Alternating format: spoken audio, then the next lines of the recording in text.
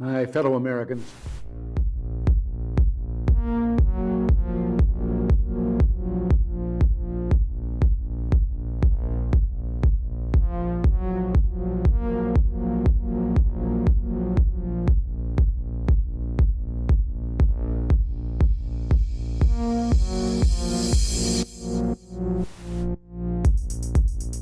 let's talk about the situation at the border. We've seen a huge surge in migrants crossing the border since January. The number of children in custody higher than it was than its 2019 peak during the Trump administration. Your colleague Veronica Escobar of Texas called the conditions there unacceptable. She was there on Friday. Is she right? What more must be done? Actually, the facts are these. There are more children, about 600-700 more children, unaccompanied children, coming over the border. This is a humanitarian challenge to all of us. What the administration has inherited is a broken system at the border, and they are working to correct that in the children's interest. I'm so pleased that the president, as a temporary measure, has sent FEMA to the border in order to help facilitate the children going from one 72-hour issue into where they are cared for as they are transferred into family homes or homes that are safe for them to be. And I have to confess, I knew nothing about their suffering until 2021, when I volunteered to help the Biden administration with the crisis at the southern border. As part of Operation Artemis, I was deployed to the Pomona Fairplex Emergency Intake Site in California to help HHS, Office of Refugee Resettlement, reunite children with sponsors in the United States. I thought I was going to help place children in loving homes. Instead, I discovered that children are being trafficked through a sophisticated network that begins with recruiting in home country, smuggling to the U.S. border, and ends when ORR delivers a child to a sponsor. Some sponsors are criminals and traffickers and members of transnational criminal organizations. Some sponsors view children as commodities and assets to be used for earning income. This is why we are witnessing an explosion of labor trafficking. Now, whether it's intentional or not, it could be argued that the United States government has become the middleman in a large-scale, multi-billion-dollar child trafficking operation that is run by bad actors seeking to profit off of the lives of children.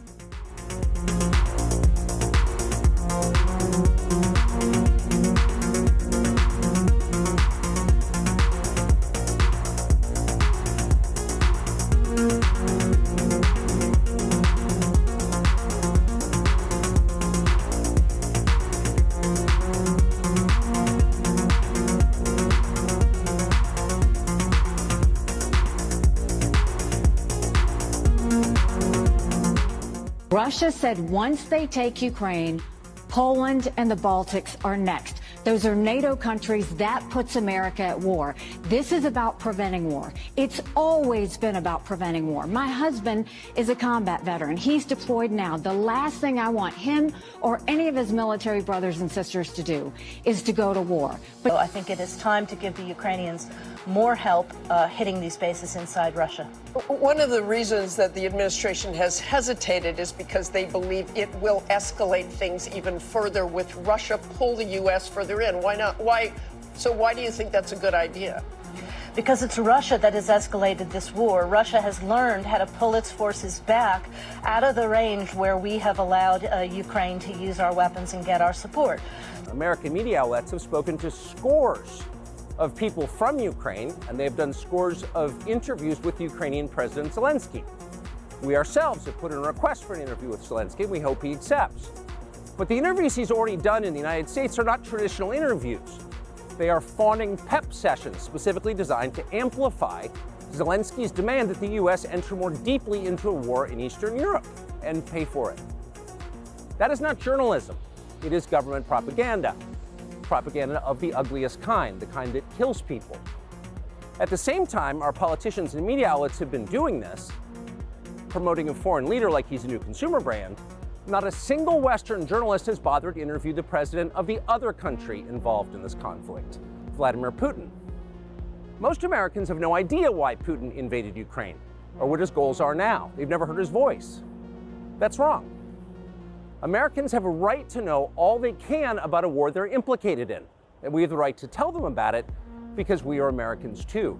The idea that we're going to send in offensive equipment and have planes and tanks and trains going in with American pilots and American crews, just understand, and don't kid yourself, no matter what you all say, that's called World War III.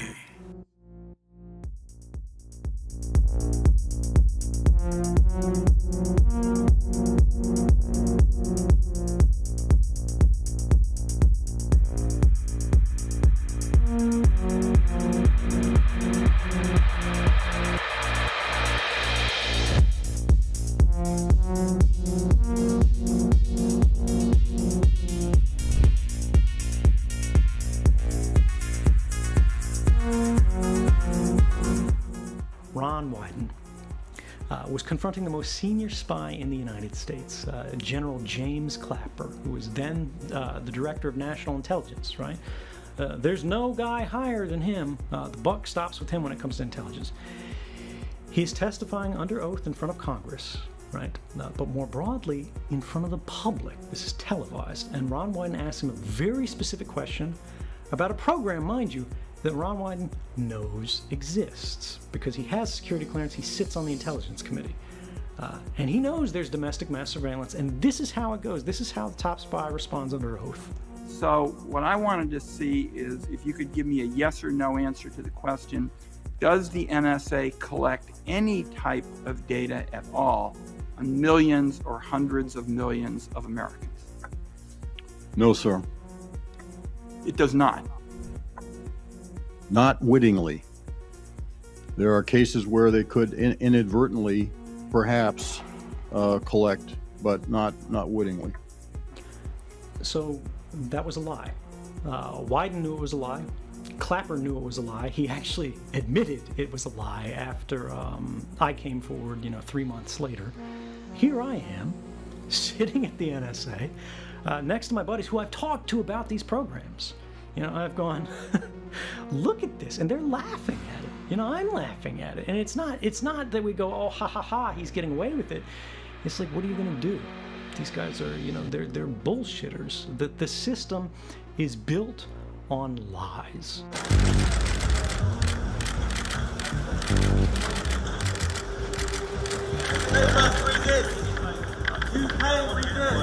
There was British police came into the embassy and arrested. After a long flight from the UK, Julian Assange's day began on the island of Saipan, a tiny territory chosen because it's the closest US court to Australia. This normally quiet courthouse, swarming with reporters, as the WikiLeaks founder arrived flanked by former Prime Minister Kevin Rudd.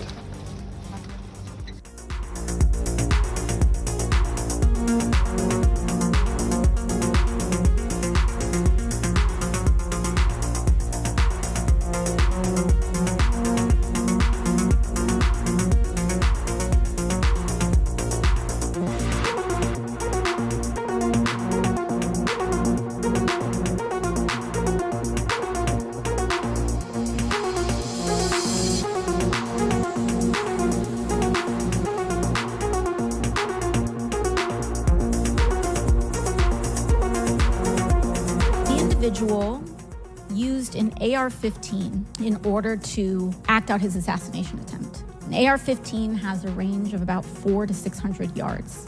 My question, why is the Secret Service protective perimeter shorter than one of the most popular semi-automatic weapons in the United States. There are a number of weapons out there with a number of ranges. Again, an advance was completed. The determination of the perimeter, I'm not going to speak to specifics, but there are a number of factors that are taken into account when we determine our perimeter. Some of it has to do with terrain, some of it has to do with buildings, some of it has to do with assets and resources that are available.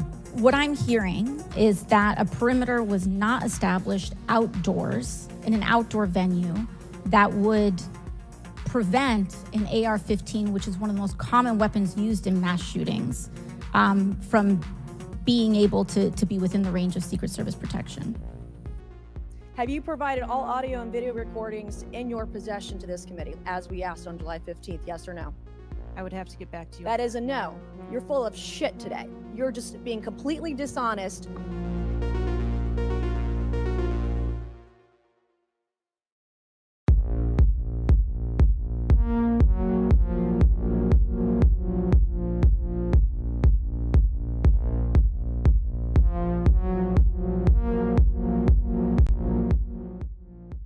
So what is the threat to democracy? People on both sides, people in power, saying out loud that they want to control what you get to hear and see. It is real, it is a threat, and it is happening and growing. And I'll tell you what, punishing thought is on the agenda. And I just heard it from someone who's not a kook, not Alex Jones, not Tucker Carlson, one of the most sober and intelligent politicians of our time, Hillary Rodham Clinton. I think it's important to indict the Russians, just as Mueller indicted a lot of Russians who were engaged in direct election interference and boosting Trump back in 2016. But I also think there are Americans who are engaged in this kind of propaganda.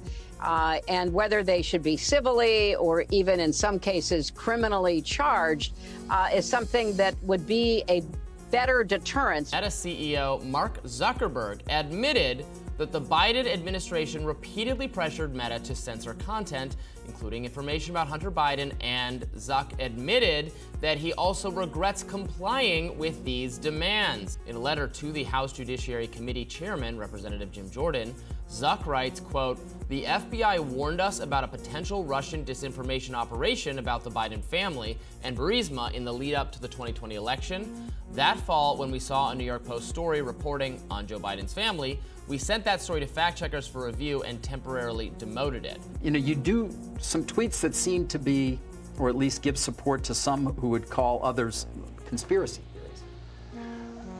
Well, yes, but I mean, honestly, you know, some of these conspiracy theories have turned out to be true. Which ones? Well, like the Hunter Biden laptop. That's true. Yeah. Yeah. I am in awe of Ms. Jankowicz. When the department picked her, did it know that she had said that Mr. Hunter Biden's laptop is Russian disinformation? Did it know that she had vouched for the veracity of the Steele dossier? Senator, let me repeat myself and add an additional fact. One, we do not discuss internal hiring processes. I think you've got no idea what disinformation is, and I don't think the government's capable of it. Do you know who the greatest propagator of disinformation in the history of the world is? The U.S. government. Think of all the debates and disputes we've had over the last 50 years in our country. We work them out by debating them. We don't work them out by the government being the arbiter. I don't want you guardrails. I want you to have nothing to do with speech.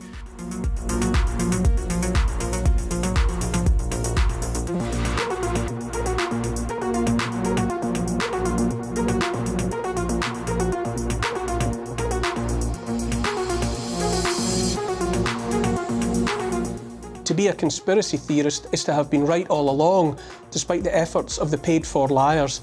And it's also to be demonstrably well ahead of the gullible, still believing in smoke and mirrors. conspiracy theorist was first used by the CIA to shut down those who doubted the official line about the murder of John F. Kennedy. That fishy old tale about a lone shooter and a magic bullet, and then that lone shooter being shot by another lone shooter before he could talk. That was in the 1960s, and from then, the label conspiracy theorist worked for decades as the means to make thinking people too scared to speak when they smelt a rat. Let 2024 be the year of clearing out the rubbish, the trash, the long overdue year when the past or sell-by date labels, conspiracy theorist among them, are cast into the dustbin of history.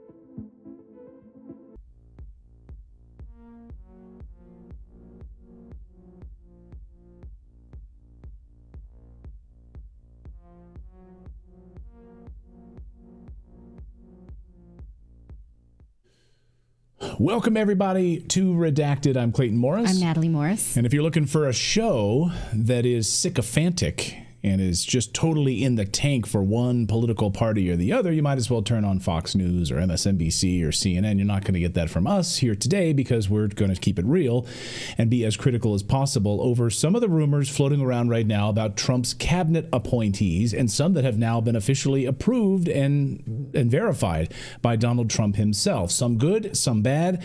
We're going to dive into exactly what is going on here with these swamp monsters and neocons being floated as possible high-level ranking members of his cabinet. I don't know why I was passed over for ambassador to Ukraine. Right. You know, I was hoping for that one. Because we're on a list. We can't go to Ukraine. That's right. The moment you step off a plane, they'd shoot you. Yes, we are on the list, yes. at the SBU list in Ukraine. Actually, I think it's just Clayton, so I'm okay. Okay. I still could take that job. I don't want it. We also are going to talk about, let's see, Trump's borders are. Yes, we are. And we're good. Oh, yes. Yes, we are. Yes, we are going to do that. Yes, Sorry. we I was are. like, we did that yesterday. I love when the show is a surprise to even Natali. Coming up on the show today, we're going to talk about Trump's borders are because J.J. Carroll is here. And, obviously he worked under President Trump, did J.J. Carroll, and he worked alongside of Tom Homan, who is now the new border czar. And so I want to get his perspective on what that's going to look like. And I want to ask him really the mechanisms by which we're going to start to deport these millions of illegal immigrants in the United States. What exactly is that going to look like? Also, we're going to talk about the Harris Walls campaign debt, because did Lady Gaga take money? Did Oprah take money? Did they put themselves in the hole with all of these useless celebrity endorsements?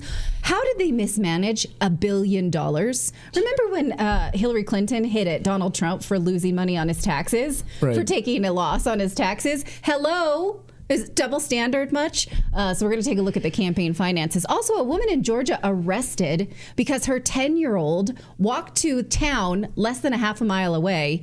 And now the government says, well, we won't press charges on you, but you have to track him with an app 24/7 and have to make sure you know where he is at all times. He's 11 now.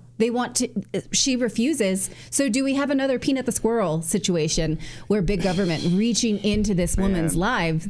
Right? Well, yeah. Wait till they find out about the 80s. I was like in summertime, I was like 8 years old. It was like 8 a.m. We were locked out of the house until lunchtime and then right back out until lights out. I mean, that was... Yes. Oh, it was glorious. I mean, that's what I try to tell my kids. I kick them out of the house. I'm like, go, get on your bikes. I don't want to see you. If you come home with a bloody knee, great. That's wonderful. Come home with a bloody knee later. I don't want to see you all day. There actually is a Hebrew saying called the blessing of a skinned knee, about how children learn from adversity and they need to be free to actually skin their knee. So happy Hanukkah, everybody. Yeah, wait till you see this story. It's going to blow your mind. Blow classical music out of your ass. All right, let's dive into it today. We got a lot of news to get to. By the way, we're going to get to your super chats and Rumble rants here in a little bit. So any comments flying in here, thank you guys. Also, by the way, I should point out, Grim, who does our graphics here, you guys loved our election graphics so much, and he does all of our graphics, that we are now keeping them.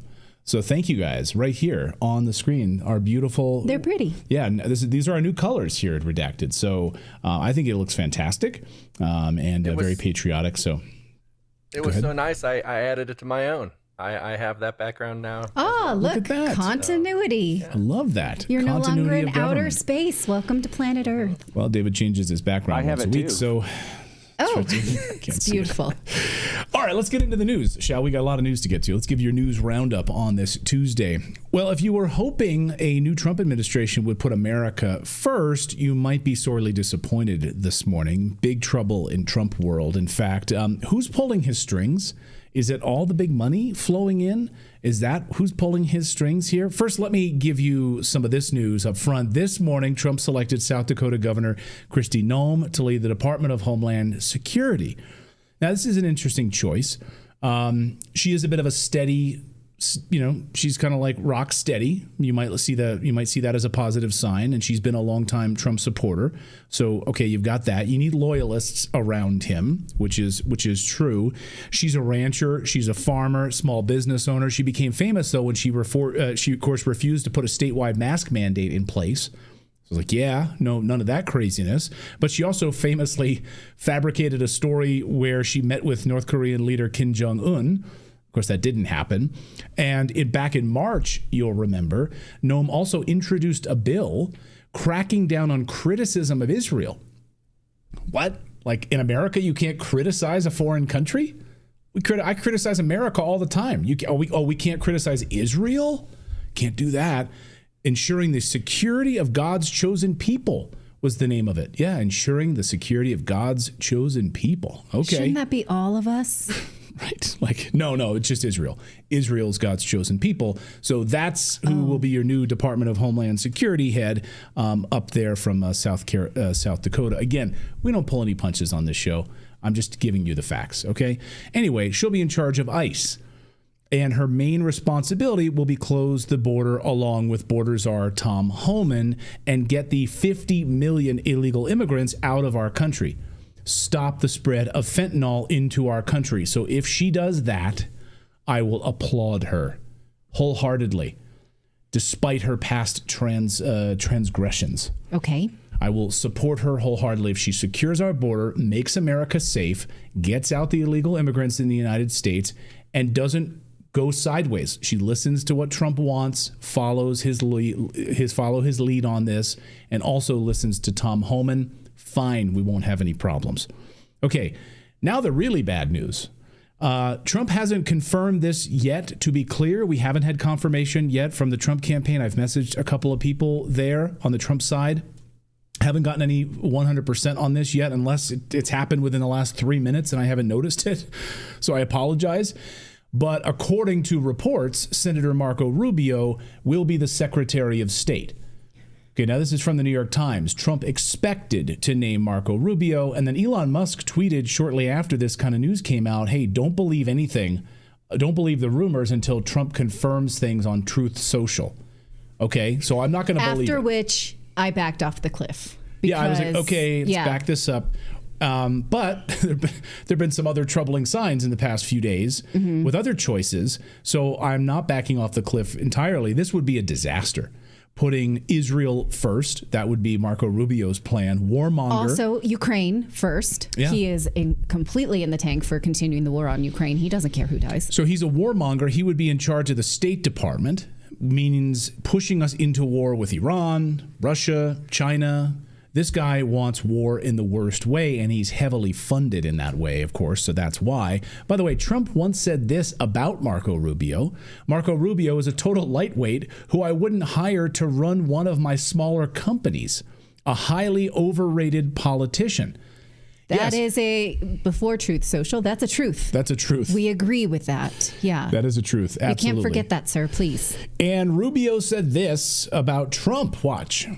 5 days ago, we began to explain to the American people that Donald Trump is a con artist. The party of Lincoln and Reagan and the presidency of the United States will never be held by a con artist. Friends do not let friends vote for con artists. And friends don't let friends vote for con artists. I can just tell you that a con artist is about to take over the Republican Party and the conservative movement, and we have to put a stop to it. There is no way we are going to allow a con artist to take over the conservative movement, and Donald Trump is a con artist. Yeah, con artist. So what the hell happened? Donald Trump is a forgiving person, but I think it goes beyond that. Wait. No, liberals tell me he's not. They say he's got an axe to grind and he's going to go punish everybody that ever crossed him. Yeah. Yeah. So then liberals could not have it both ways, right? That either he has an axe to grind and he's very vengeful, or he's not, or he hires Marco Rubio.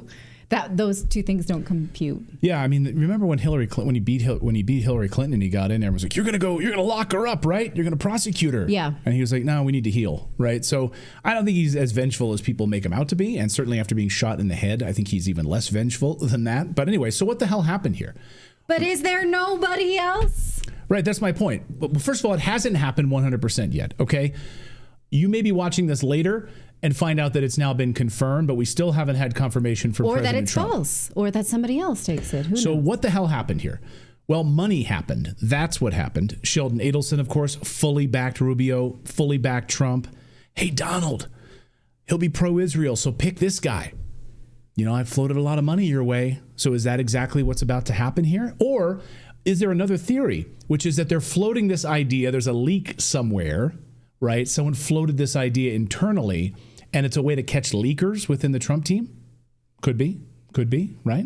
A lot of big tech companies do that. Like Apple does that. They purposefully leak false information to see who leaks it, and then they know exactly who leaked it, and then they fire that person. Could be. I hope so.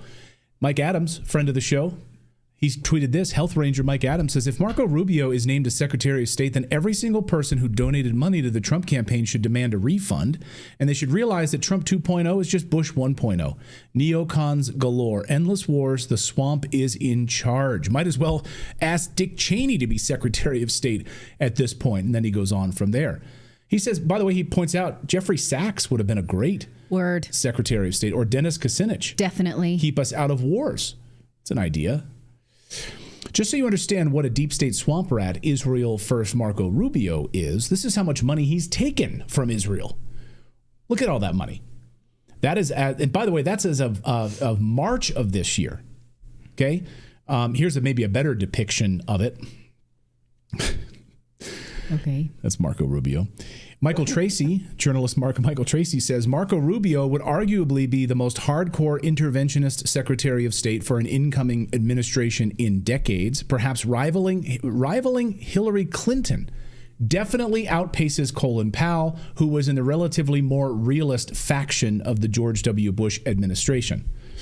Of course, Colin Powell got us into the Iraq War by holding up a little fake vial of shit and told us to go to war. Rand Paul, son of Ron Paul, probably our best U.S. senator right now, agrees with the Hillary comparison. Watch. How do you view Hillary Clinton in terms of her foreign policy views? I see her as a neoconservative. I see her neoconservative. I see her and Rubio as being the same person. They both want a no-fly zone. They both have supported activity in Libya, the war in Libya that toppled Gaddafi, an intervention that made us less safe. They both have supported pouring arms into the Syrian civil war, a mistake that I think allowed ISIS to grow stronger. And they both have supported the Iraq war. So, I mean, what's the difference? So, what's the difference between Marco Rubio? What's the difference between Marco Rubio and Hillary Clinton to Rand Paul? Nothing. Nothing is different between the two of them. And I have to agree with him. Even Rand Paul's father, this morning, Congressman Dr. Ron Paul, just released this a few minutes ago.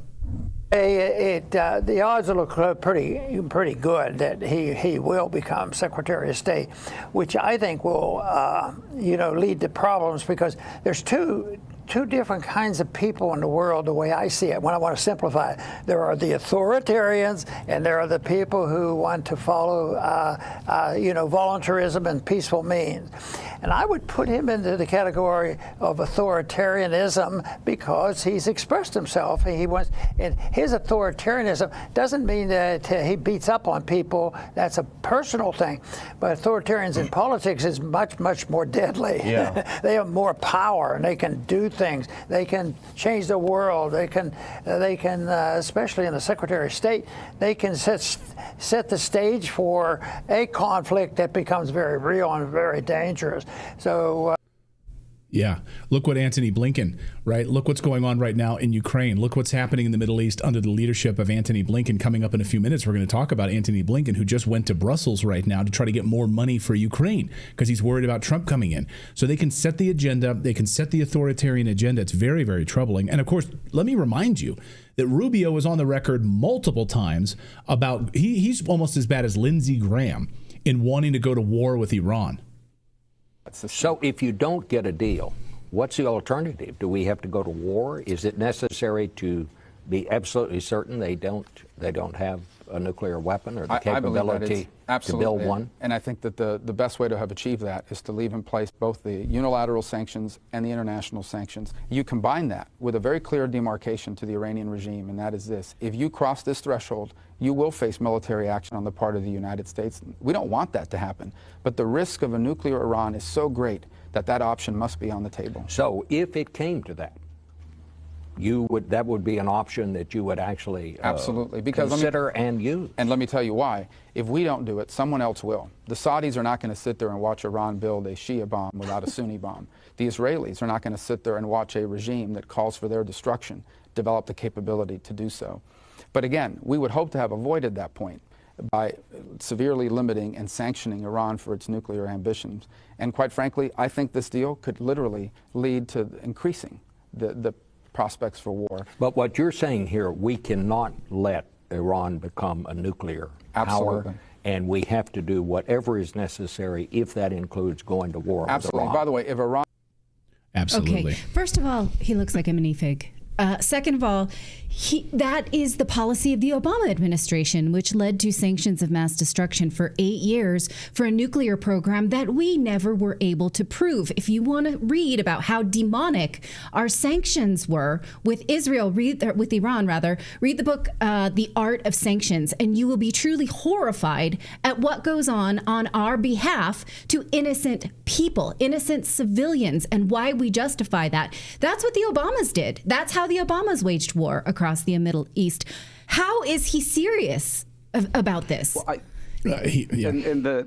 did anybody else catch I had to laugh where he said that, like, if Iran gets out of line and we don't go to war with them, it's bad because if we don't, someone else will. Yeah. Right. We've got to do it. We've got to be the ones. We can't miss an opportunity for war. Yeah, exactly. Like, damn it, somebody else bombed Iran. Damn it. Shoot, we wanted to die for that cause. I mean, not me personally, but I wanted to send other people to die for that cause. I wanted that to be me. There's not drama in this. This is reality right now. If he picks Marco Rubio, you can expect a much more hawkish foreign policy. And, you hear reports that, no, he'll listen to Trump on why would you put a neocon in there who's not aligned with your beliefs to end these wars? Why would you choose a Marco Rubio? I have to hope that they're just floating this out there to test the waters, and they're not going to pick him as Secretary of State. But maybe by the time you're watching this, he's already been selected, and I would be stunned by this. But here's one maybe upside, is that he gets put in as Secretary of State and then he gets immediately fired by Trump. But the best part is that DeSantis will then get to pick a senatorial replacement in the state of Florida, hand-picked. So DeSantis will get to pick someone specifically to replace Rubio in the Senate, and that would be a great thing. Get him out of the United States Senate. So maybe there's a method to this madness. That would be great. I like this. I'm a glass half full kind of person. So then you get him out of the Senate and you fire him from the State Department. Yes. And then he's gone forever. He's gone forever. Little Marco, bye-bye. So Holly Harlett says, bullshit analysis. I'm curious if the analysis you're talking about is Ron Paul, Rand Paul, me, or anybody, but just clarify, Holly, specifically what your thoughts are on this. And Radar says Trump has not even been sworn in yet, and we're creating drama. No, we are panicked because we watch the warmongers and have been doing so. So if this panic is unjustified, we'll apologize for that and say, phew, we dodged it. We dodged a bullet. Marco Rubio's an amazing Secretary of State. He's ended all these wars. It'd be amazing. And again, I will applaud him if that's the case. But his track record on this is pretty awful. Okay, let's look at another appointment because Trump confirmed this disturbing pic just hours ago. He says he is happy to announce that Congressman Mike Walz from Florida is appointed to serve as National Security Advisor. He is the first Green Beret to have been elected to Congress, and now he has also previously served in the White House and the Pentagon. So he is a Republican, Mike Walz, but he has said many times that his goals are to put Israel first. He once boasted that Donald Trump is the best president for Israel, and now he's National Security Advisor. So that would be great if he was National Security for Israel, but how can you have alliances like this and represent the United States? This was posted just a few months ago during the campaign, and it's worth reminding us where his priorities are. President Trump has been the best president for Israel and for the Middle East in our lifetime. ISIS defeated, Soleimani dead, Baghdadi dead, Iran was broke, the terrorist proxies were all complaining they were out of cash. He told China, you keep buying from Iran, you can't buy from us. We've passed sanctions. Schumer won't take them up. You want to talk about election interference? Schumer's interfering with Israel's elections.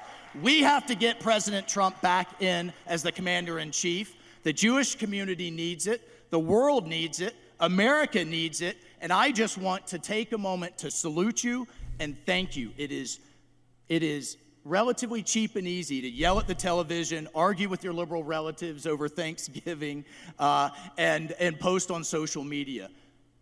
Get out there, roll up your sleeves, donate your time, donate your treasure, and let's take America back, and let's stand shoulder to shoulder with the greatest ally we've ever known, the state of Israel, as we fight evil all over the world. I thank you. I salute you. Let's fight and win. Okay, now it's worth noting, of course, he's at a Jewish Republican convention, so he's fundraising from Jewish donors. I get that, right? It also is worth noting that I don't think it's fair to give the United States full credit for defeating ISIS at all. The Iraqis had a large part in that, and so none of us should be victory lapping over ISIS. Also, it is fair to say that Donald Trump was very pro-Israel in his first administration. That is true. He moved the U.S. Embassy to Jerusalem while IDF snipers shot Palestinian demonstrators at the time. So is this indicative that we will have more of that? I don't think most people who voted for him wanted more of that. So we need to watch it. Obviously, we need to. Yeah, go ahead. I was just going to say, I think we're getting to see the conditions of Adelson's donation. Yeah. Right, exactly. So, wake up, people. Again, we're not. If you want like sycophants for your news outlet, then again, you can turn on Fox or you can turn on any of the conservative stations like that. But we're not going to. We're going to hold these people to account. And if they've gotten money from these sources, and that's how they plan to then roll out their agenda on us and put other countries before the United States, I have a problem with it. Mike Waltz also, by the way, sold his company, $25 million defense contracting company, and he made $25 million off of it with this like spotty record on training Afghan security forces. So he, his defense contracting company made millions off of it and sold it. Fine. He also did take a lot of money from AIPAC. So again, we should hold these politicians to account on where this money comes from and how it drives these politics and puts other countries first instead of the United States of America. Speaking of putting other countries first, the Biden administration has a Ukraine first policy, of course. And of course, the Biden administration right now is freaking out because Trump won. And so they are planning to ask a lot more money for Ukraine before Trump takes office. Now, Trump has said he will end this war and cut off the spigot. There's no love lost between J.D. Vance and Zelensky. I hope that this is the case. This is one of the big reasons to have supported Trump, is to end this war in Ukraine and the massive billions of dollars that have been flowing there. But the Biden administration is like, wait a second, we've got to figure out a way to keep the money flowing to Ukraine. So Biden is going to ask for more money for Ukraine. He's going to call on the United States Congress and Donald Trump to not walk away from the Ukraine conflict, the White House is reporting. U.S. President Joe Biden will appeal for continued funding for Ukraine's war effort against Russia, according to RT. And remaining months in office, White House National Security Advisor Jake Sullivan told CBS News on Sunday about this. The Biden administration intends to use all of the money appropriated by Congress for Ukraine-related spending before Donald Trump takes office in January. Like basically speed up all of the money that's flowing through there. Meanwhile, Antony Blinken is heading to Brussels today for talks with European allies concerned that President-elect Donald Trump could abandon Ukraine in its war with Ukraine. So Blinken is heading to Europe, trying to get them, making sure that they can kind of solidify European support and all the money flowing into Ukraine. And as we were talking as well, there's a plan to try to make this aid by Biden Trump-proof. Right, in order to keep Trump from rolling it back. Well, that's one of the things that CNN was reporting over the weekend. I don't exactly know how you would do that. And they've been speaking about this all throughout the election cycle, saying if we lose the White House, we need to make sure that aid to Ukraine continues. How can you possibly do that? Especially because, as we talked about yesterday, most foreign wars are funded on debt and created money out of thin air. So you can't force an entire nation of people to keep taking on debt and creating money out of thin air. There is a mechanism in place to stop that. Whether or not Congress has the appetite for it or President Trump does is another thing entirely.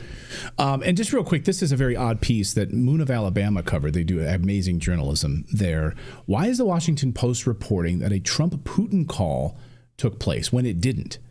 And the Washington Post pushed this story, and it's a fake story. And they pushing that Trump was on the phone with Putin right after he won. And even the Kremlin says that didn't happen. And even at the same time it was happening, Putin was giving a speech, like he was like on television when the alleged phone call took place.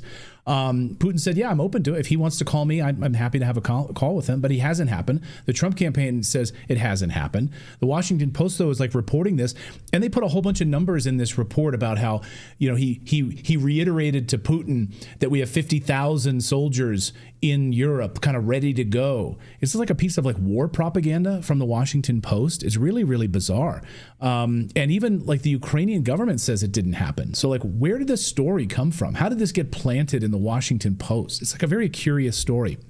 Anyway, I encourage you all to read it. Moon of Alabama does a great job on that, but I wanted to drop that in because it's just very mysterious why they would do that. Maybe not so much.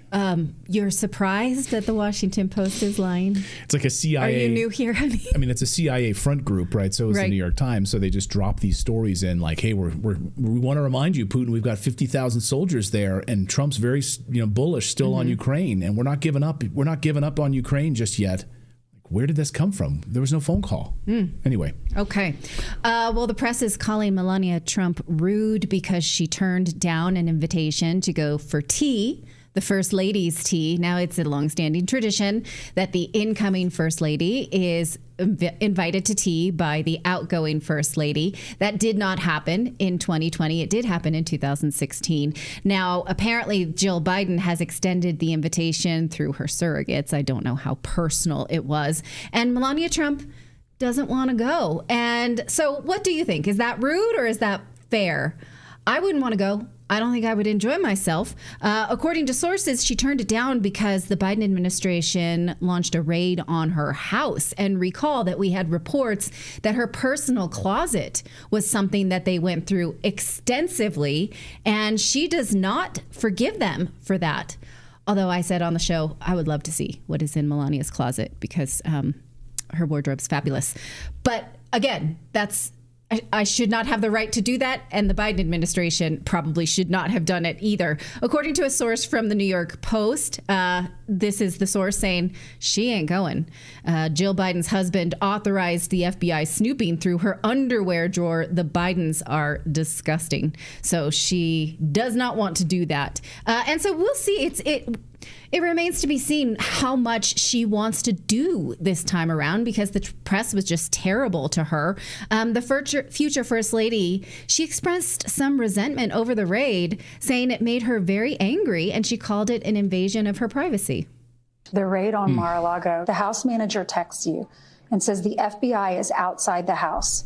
They had access to my bedroom, closets, office, and rummaged through my personal items.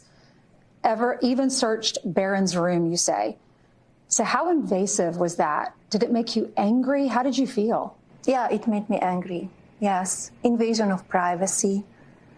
And the way it was done I was really surprised. And you told your house manager, just leave it, don't touch anything, don't put it back. You wanted to see it for your own eyes. With your own eyes, what did it look like when you walked back in your house that had been raided? I saw unpleasant stuff that nobody wants to see it. And you get angry because, nobody should be putting up with that kind of stuff. Some person, I don't even know who or how many people, they went through my stuff. Yeah. So a judge has dismissed this case we know about over this raid that happened. And she is clearly not over it. And so you have to think about, how would you feel if you felt like this was a political attack on your husband and your own personal items had been gone through? Also, what's a house manager? I want one of those. That's me. It's this guy. Okay. The house manager. Clean up your crap. I think that's the kids. Put those school bags away. Pick up your shoes off the. It's a house manager. It's the modern term for butler. They no longer use butler. It's a house manager. Oh, okay. House manager. That's cool. Like a house elf? Need to get me one of those. All right. Well, one of the enduring mysteries of this election is what happened to Biden's 81 million votes. Keep this up on the screen if you would, Philip, because take a look at this, okay? Kamala Harris got the same amount of votes roughly as Barack Obama did back in 2012 and Hillary Clinton. But Joe Biden blew them all away. I mean, it was not even close, right? 81 million. He's the greatest president in American history, apparently, right? The popularity of Biden was just off the charts. You could feel it, right? When you were at the shopping mall, everyone was talking about Biden. Everywhere you went, you couldn't even sit down and have a meal because the excitement of Biden, it was just overwhelming. So where did all of those votes go this time? I'm very curious about this, and I hope we get to the bottom of those missing 20 or so million votes that never went to Kamala Harris, but somehow voted for the excitement of Biden during a pandemic, by the way. Mail-in votes. You didn't have to leave your home. It was so convenient to vote for Biden. So where did they all go? And why were they held back this time? That's what I want to know. Is it because it was too big? It was too big of a turnout? That they realized there's no way we can pull this off. They realized there's absolutely no way we can shove in these additional votes here because no one's going to vote for Kamala. Let's be honest. So Congressman Jordan wants to know exactly where those millions of votes went. Watch as Dana Bash tries to corner him on like election fraud and all of these questions about it. And he just brings up the simple question, where do these millions of votes go? Rampant voting fraud this time. It seems to me that Republicans claim voting fraud and election integrity when you lose and not when you win. No. I mean, again, as I said before, this election, I think, was the greatest political comeback we've ever seen. I mean, he did something that even Teddy Roosevelt couldn't do, for goodness sake. And the country. But you think it was a free and fair election? No. This election, you just interviewed the Latino, restaurant owner or a restaurant worker, and he said he was tired of all the woke stuff. This election was real simple. You had back-to-back administrations. We got something we very seldom get in American history, American politics. Back-to-back administrations now running for the top job, and people could do a direct comparison. And they said, we like what we had under President Trump versus. But last time around, we like the safe streets versus the record crime. Last time around, your leader claimed that there were problems with secure fraud. border versus the open border. Right. Those are policies. That's what this election was about. That's totally fair. But last time around, it wasn't so much about the policy differences or the personality differences. There were false claims about election fraud when Donald Trump lost. This time, Donald Trump won, and you think the election was free and fair. Do you see there's a little bit of a... No, I think the Democrats got to ask, why did we go from getting 81 million to getting 70 million? What happened to those 10 million people? Maybe they needed... Maybe it's not smart to run an election where you have no vision, no record to run on. Do you believe that the 2024 election was free and fair? I do. And why was it different from 2020 when he lost? Is that the only difference? No, there were concerns about 2020 with all the mail-in voting that happened. You know, what Pennsylvania had like 2-point-something million mail-in ballots come in without any signature verification, which was required under Pennsylvania statute. So there were all kinds of concerns with how the 2020 election was carried out. But there was absolutely the biggest question Democrats need to be asking, what happened to the 10 million voters that Joe Biden got that didn't come out for Kamala Harris? A bunch of them, President Trump's numbers were right up where they were in 2020, but the Democrats were much lower. I think it's because they had no vision, no record to run on, and they just wanted to call everyone names. Turns out when you tell people, oh, you're fascist, racist, deplorable, garbage, they don't like that. And then when you use lawfare to go after their candidate, they don't like that either. Well, that's why they came out. So on top of the economy, on top of the price of gas, on top of the inflation, that's why they voted for President Trump. We're out of time. Yeah. Okay, two things. Why did she have him on if she doesn't want him to talk? Right. Second thing, that's an absolutist argument. There is fraud in every election. Full stop. Why does the Justice Department have 90 field offices to investigate and prosecute this? Do those lawyers just sit there like twiddling their thumbs and playing solitaire?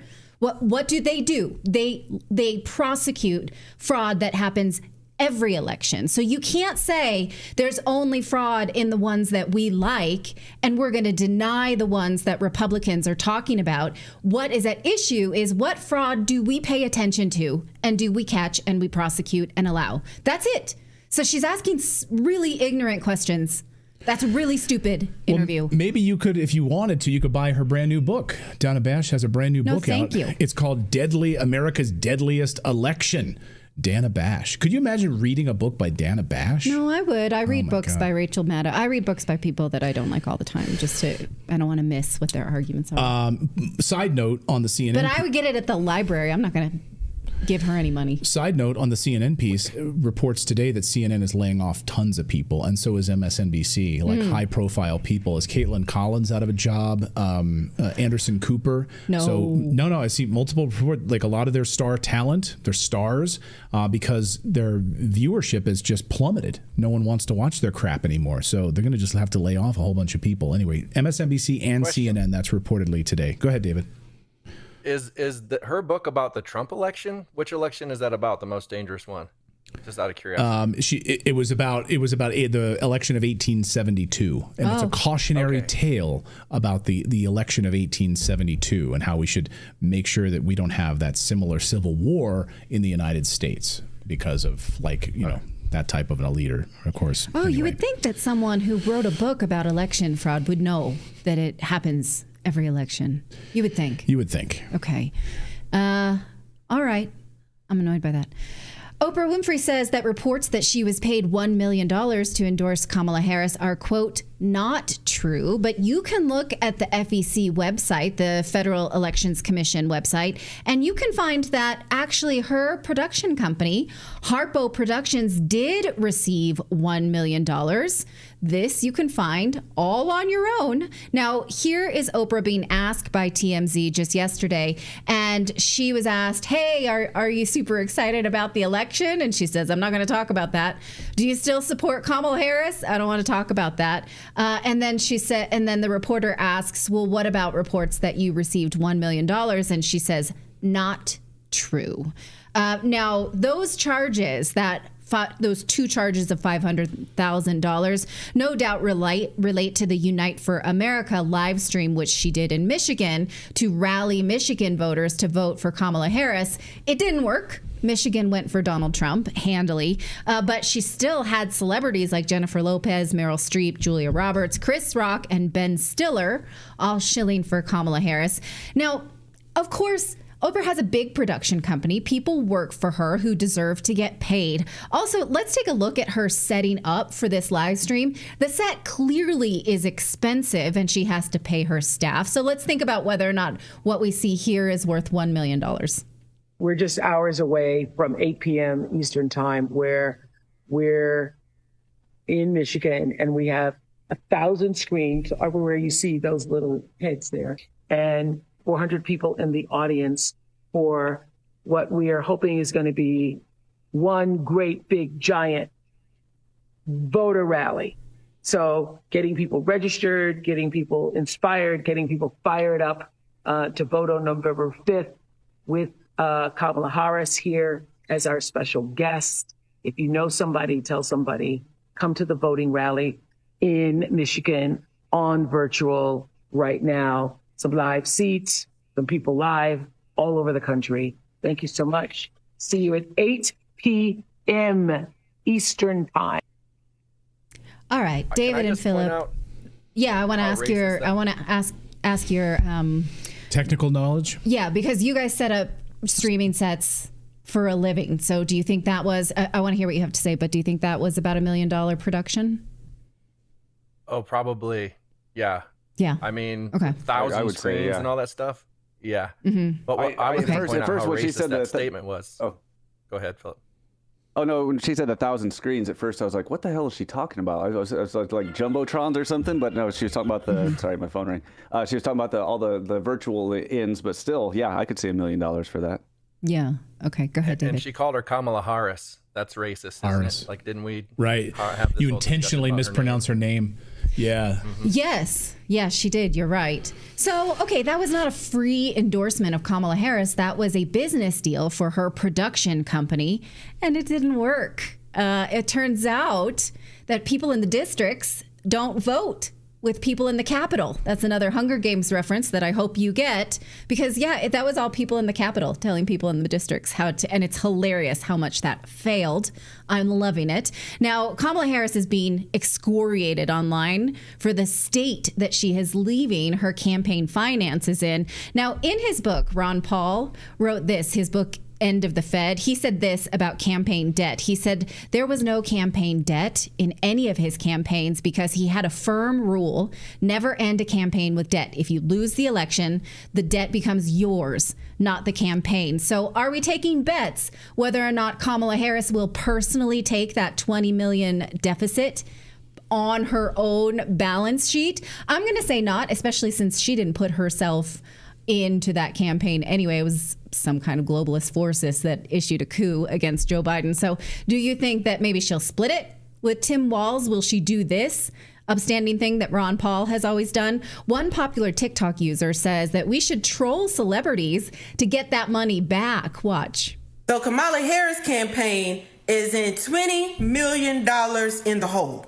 This is after the campaign had raised over $1 billion. And y'all out here having all of these temper tantrums, cutting off your hair, no sex, no kids, no marriage for a woman that couldn't even manage her own campaign funds. Now just imagine if she would have been president and how she would have managed taxpayers' money.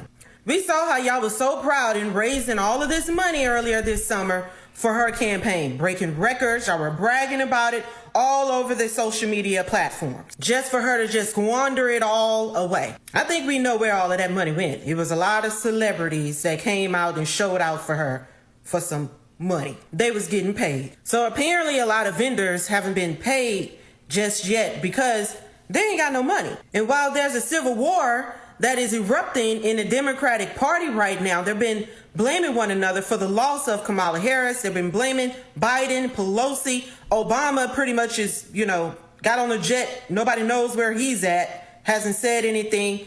These people still want their money to get paid. So instead, Trump tweets out how we ended our campaign with plenty of money, so we'll foot the bill of Kamala Harris' campaign. But y'all say he's a racist. So instead of y'all wasting all of y'all energy over here and doing all this crazy stuff, why don't y'all step in for the little guys, since y'all say that this is, the party of the working class people and the party of the little guy. That's what y'all say the Democrats are. And ask these celebrities that she has given all this money to perform for y'all or do a 4-minute speech for y'all, give the money back to the campaign so that they can pay the little guys. Why don't you do that? Go troll the celebrities. This is just crazy, But y'all keep on having your little temper tantrums and everything instead of focusing and looking at the real problems why people did not vote for her. And this was one of them. So deal with it. Trump is your president. All right. Y'all have a good one. Okay. So her TikTok name, if you want to follow her, is Seavest Gardens 22.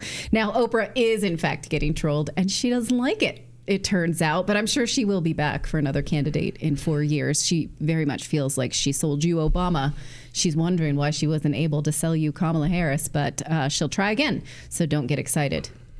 We've got more news to get to here, a lot more news to get to here on your Tuesday. We're going to look at Trump's border czar. This, to me, is the most exciting appointment yet of his presidency. I'm holding my breath that maybe enough of an angry reaction to these rumors and being floated about Marco Rubio will come to fruition, and he will not be appointed Secretary of State. I'm hoping. And I have to wonder if they floated this idea out there. I think they might have floated this idea out there to see how it would land, to test the waters on this. I don't know exactly, but that's what I'm hearing. So we'll see. Anyway, I'm very excited about Tom Homan right now as border czar. We're going to check in with J.J. Carroll, who, of course, was a 24-year veteran of the Customs and Border Protection. He worked with Tom Homan and while he was at ICE. And I can't wait to hear exactly how we're going to get these 50 million illegal immigrants out of the United States. But first, we want to tell you about our show sponsor today, which is Tax Network USA, because, of course, the October 15th deadline has passed.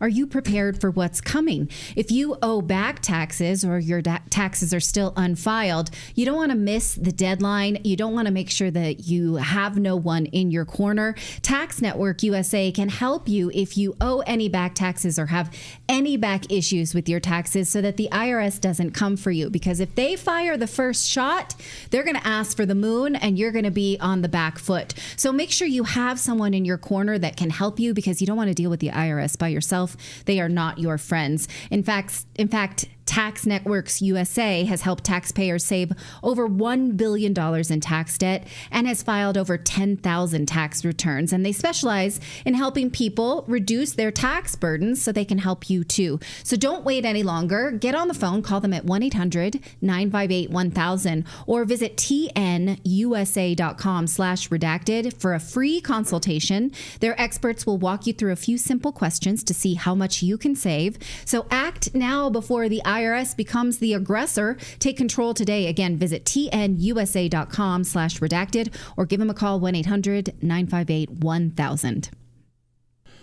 Well, President Donald Trump has chosen as his border czar Tom Homan, and thousands of illegal immigrants as a result are heading for the United States right now, trying to get into the United States before Donald Trump becomes officially president on January 20th. Overnight, Mexico has intercepted a big rig hauling hundreds of migrants there, 250 illegal migrants trying to make it into the United States.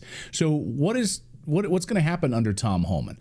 Well, someone who worked with him very closely knows all about what Tom Homan did as a director of ICE is J.J. Carroll, former 24-year veteran of the Customs and Border Protection and supervisor with the Customs and Border Protection, who has spoken very highly of Tom over the years. And I wanted to have J.J. on to kind of tell us what we're going to see here. J.J., great to see you again. I know over the years, as we've spoken, you've continually praised Tom. So I'm sure when you saw that he was selected as the border czar, you probably jumped out of your seat and ran laps around your house, I bet.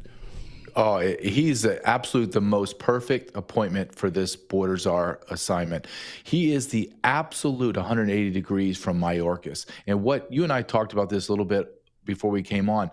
The way that Donald Trump is structuring this, with Kristi Noem is now going to be the DHS secretary or being appointed to be, Tom Homan's going to be outside of all the congressional oversight. He's going to respond directly to Trump. That's going to make him even more powerful, because I'm going to tell you, there's nothing more powerful than a man that knows exactly what his job is. He knows it inside and out. He believes in it completely. And then he has this burning desire to be successful. That is a magical combination when you hire anyone. Doesn't matter what business you're in. This man is going to eradicate the illegal alien population from America. I will even say this. By the time this starts right now, as he's being put into the border czar, millions of illegal aliens are just going to self-deport just because they don't want to deal with him. I believe that. He sets the tone. So they know what's coming. And then, of course, we saw, and it seems like they're being arrested at the border, Mexico intercepting this big rig, hauling these people. And you've got a few more months. You've got 70 days or so until Trump gets in there. So do you think you're going to see maybe people trying to leave the United States because they know what's coming, and then a flood of people trying to get into the United States because they know what's coming?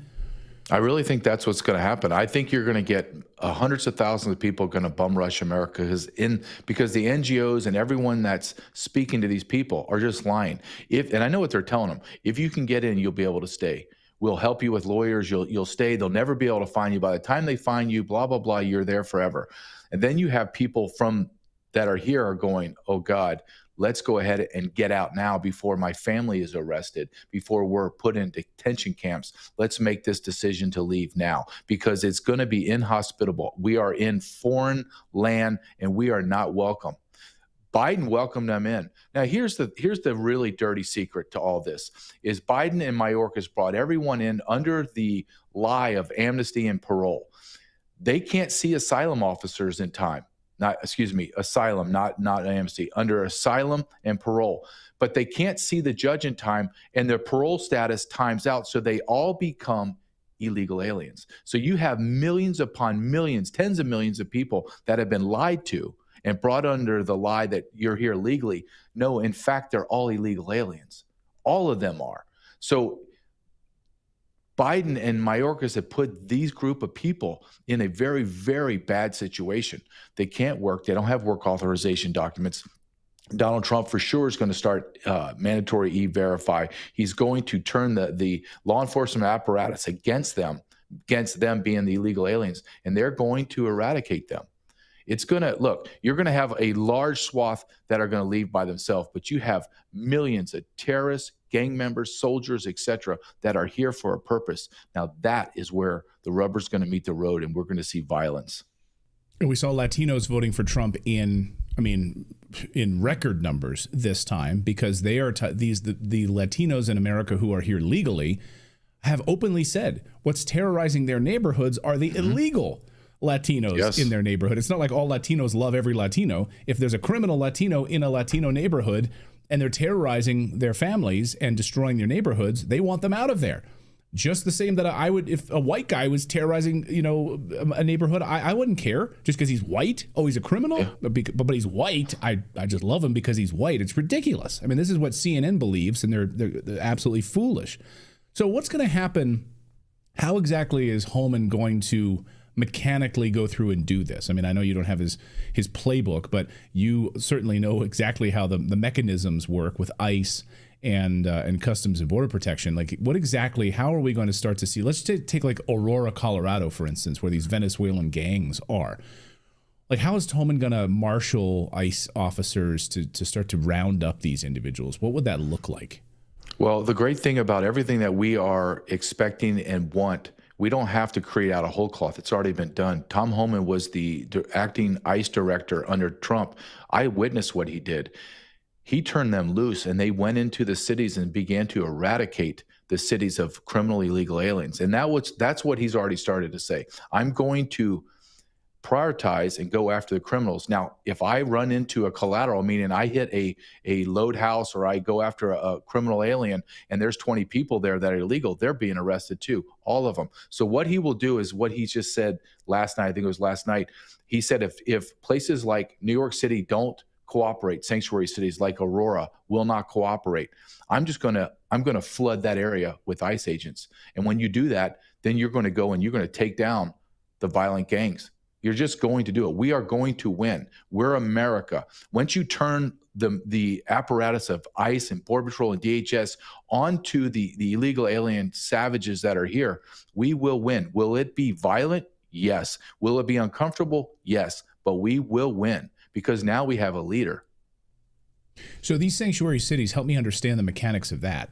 So I saw overnight illegals are heading to New York City because I get, labeled a sanctuary city.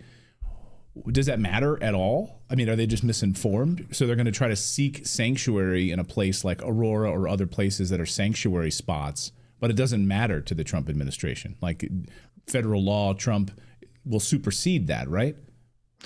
It will, but this is where the problem is. Sanctuary cities in two ways. Let's take California and New York, for example, two of the biggest population of illegal aliens. You need your police officers and sheriffs in those states to help. I mean, they're going to come in contact every single day with illegal alien criminals, illegal aliens. They should immediately have a hotline to ICE or Border Patrol where we used to in California. We would respond to the sheriff on the side of the road. Sheriff pulls someone over, DUI, whatever. We respond. We take that individual from the sheriff. Sheriff doesn't have to put him in the jail. We bring him. We set him up for deportation, send him out. That's not happening. Law enforcement officers in the state of New York and state of California they're not allowed to call us at all. What's even worse is when they have a rapist, murder, drug deal, pedophile, even pedophiles, if you can imagine this, child rapist. When they have them in custody, we, the Border Patrol or ICE, will put an immigration detainer on them stating, please do not release that pedophile. When he serves his time, we will come to your jail. We will change out handcuffs, hook him up, and then we'll take him and set him up for deportation. He's out of your hair. So you don't turn him loose into our society. No. California, New York, sanctuary cities like that say, no. They serve their time. They're free to go. And they will release, I know this is hard for Americans to believe, they will release rapists, child rapists, murderers, drug dealers, everything you can imagine, right on the street. Now we then have to go find them and then get into foot chases, shootings, knifings, fights, FTYs where they crash into poor people walking the street just going to get lunch or crash into them, all because these mental patients will not turn over criminal aliens to ICE and Border Patrol. It's insane. It's absolutely insane, Clayton. This is Kamala Harris's California. This is Gavin Newsom's California. I mean, this is Kathy Hochul's New York. This is insanity. Do you have enough border agents? Do you have enough ICE agents to carry this out? You mentioned we don't have to create this whole cloth. Are there enough? I saw some memes floating around over the past few hours, few days. We're firing 87,000 IRS agents, and we're going to hire 87,000 ICE agents, which would be amazing in the United States. Do you have enough? Do you have enough manpower to do this? You don't have enough manpower because we have to understand how many illegal aliens we have in the country, and it's 50 million. That's not even disputed. You want to argue and split hairs, and we can go down to 42 million. But there are people that are saying it's as high as 55 million. I believe the number is truly right around 50 million. But what do? How do you do that? Well, you deputize all your sheriffs across the nation. And then you deputize the police officers to be able to and train them to do immigration law. And that's not hard. You know when someone's illegal. You know when something's weird. When you get an ID and it's all jacked up or a consular communication card from a foreign nation, you know that person's illegal. You call ICE, we show up, and we arrest them. You are going to have about 50 million illegal aliens, about 25 million of them are going to leave on their own. Once they feel the pressure of I can't get a job, I can't get welfare, I can't get free housing. Look at New York City and the state of New York. They're stopping all apartments, all hotels, all free food, all free cash cards are ending in January. They're done. So you have now million plus illegal aliens in the city of New York, and the state of New York are going to have nothing. They're going to leave, or they're going to revolt, and they're going to demand. And when they're freezing their butts off in New York City and they're hungry, they're going to need to get food and shelter. How are they going to get that if they're not going to leave? They're going to take it from you. If they don't leave, we know what happens: crime, right? And yes. So in January we shut off your money, the free money spigot, and you either leave or you turn to a life of crime, trying to get that money and stealing from other people, and that's exactly what's going to happen. JG, I'll get you out of here on this. Are you hopeful? Or are there still some black spots you're worried about? I'm not. I'm very hopeful. I'm a realist more than anything, but when Tom Homan was picked to be the border czar, I would lay a year's salary on this man is going to be successful. He just is. He's going to will it to happen. And he's unafraid. He's unapologetic. He will not bend a knee to the politicians, and he is bold. And my God, Clayton, do we need that more than ever before in America, is a man and a woman in a position of power to be bold and just do what they're hired to do and what's within the Constitution. That's what we want. And Donald Trump should be applauded for his pick so far. I think you're right about that. And I think it's clear, too, when you have a job title, border czar, close the border, seal the border, and get these people out. It's a very direct, it's like when I ask my kids to do something, if I give them a specific job, right?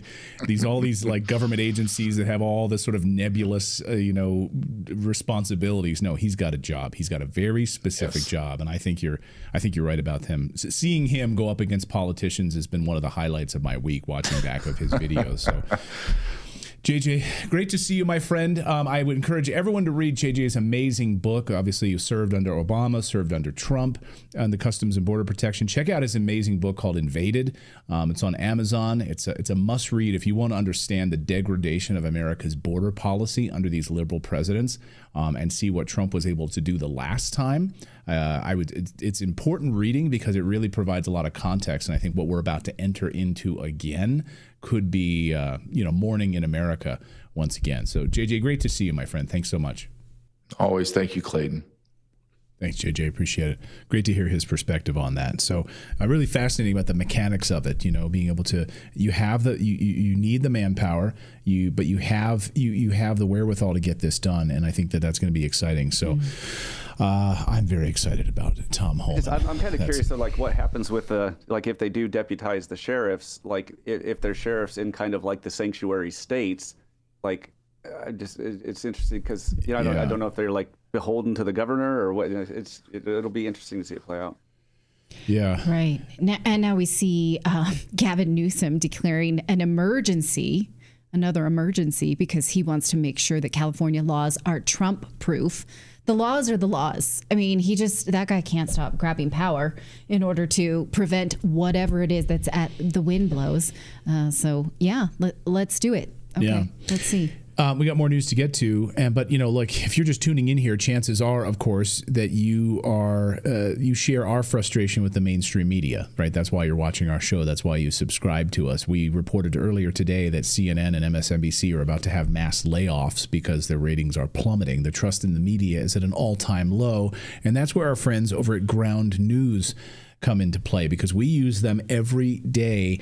It's an amazing service because what happens is, we love using their website and app to basically easily find the truth behind any story. So if you're interested in the immigration story we just talked about, they aggregate related articles from across the world in one place, and then they provide context about each source's political leanings, how reliable their reporting is, and most importantly, their ownership. So you know who owns those publications. Is this a multi-billionaire out of some place that owns that publication? I mean, you can literally check out their story, for instance, on MSNBC producer that admitted the network is doing all they can to help Kamala Harris win. I mean, this is amazing. You can study that. Only one liberal source covered this, and they're from outside the United States. No liberal media in America reported the story. It's kind of crazy, right? So you can actually study and understand how they're manipulating the stories. And Ground News does all of that for you to help you put it all in one place. It's really shows you sort of the blind spots where you're getting your information. So if you've got a friend who shares things on Facebook, you can send them to Ground News and tell them, no. You need to study, my friend. Get 50% off right now. You can just scan that QR code on the screen right there. You can go to ground.news. It's not .com. It's ground.news/redacted. Get 50% off their top tier Vantage plan. It's something that we use every day here on the show. It's a great service. Ground.news/redacted. So thanks for supporting the show. Appreciate it. Well, a mom was arrested because her 10-year-old son walked to town a half a mile away from his house on his own in Georgia. She was booked. She was carted off to jail in front of her kids, and now the town says they will let it go if she agrees to start tracking him on an app. He was 10 at the time. He's now turned 11. He doesn't have a smartphone because this mom is actually allowing her kids to be kids and walk around the neighborhood without smartphones. And now the government wants to punish her. She refused to sign what they call a safety plan. Now she faces 1 year in jail and $1,000 fine and a reckless conduct charge. This happened on October 30th, just before Halloween. The boy was 10, but he has since turned 11. She said she had to take her oldest son to a doctor's appointment. The youngest son wasn't home, but since her mom and her parents and her siblings live close, she's like, he's probably at grandma's house or one of his aunts and uncles that live just 2 minutes away. So she was not that worried about it. He instead decided to walk into town, which is less than a mile away, and it's a town of just 370 people, so it's a small town. He was stopped by a neighbor who was driving. The neighbor said, "Are you all right?" And he says, "Yeah, I'm fine." That woman decided he was not fine and called the police, and a sheriff picked him up and brought him home. Now, this was not a highway. It was a residential area. Here's a picture of that town. Wasn't even 60 mile an hour. It was 25 to 35. So now the sheriff came by later that night, even though the sheriff dropped him off at Grandpa's house, and came by later to that woman's house and said he was actually not fine and told her that he should not have been walking alone to town. The police department obviously decides that it was not fine. Now, here's the reporting according to Reason.com that that she gets a call from the sheriff. She says, "Okay, it's all right. He's home with Grandpa." She's like, "Well, that's fine." At 6:30 that night, the sheriff came back with another officer, put her in handcuffs as the three kids watched, and took her purse and phone, put her in the cruiser, and hauled her off to jail. She said this made no sense. She had grown up in the area with plenty of unsupervised time to wander and play, was trying to raise her kids that way too, what's called free-range parenting. But she posted $500 bail. The next day, a case manager from the Division of Family and Children's Services came to the home for a visit and even went to the oldest boy's school to interview the sibling. The case manager told Patterson everything seemed to be fine, but they did not comment to the reports.